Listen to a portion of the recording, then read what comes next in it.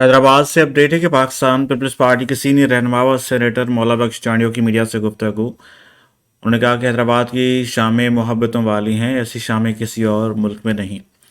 सहाफ़ियों का हमेशा एक वाज़ेह मौक़िफ़ रहा है, मैं सियासी कारकुनों कभी खुद को वडेरा नहीं समझा।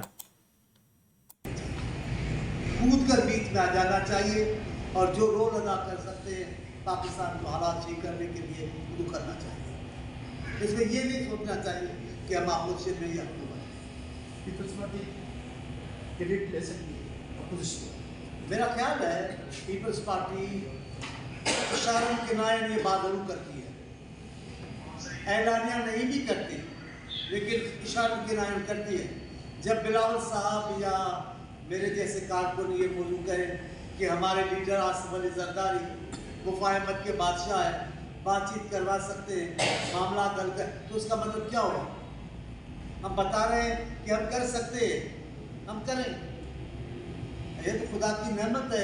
तो जो इख्तलाफ करते हैं आसिफ साहब से, वो भी कहते हैं कि आसिफ अली जरदारी एक ऐसी शख्सियत है जो इस मुल्क का बहरान हल करने में मदद कर सकते हैं। तो आसिफ साहब तो तैयार है, आप के लिए अगर जान देनी पड़ी तो हम जान देंगे।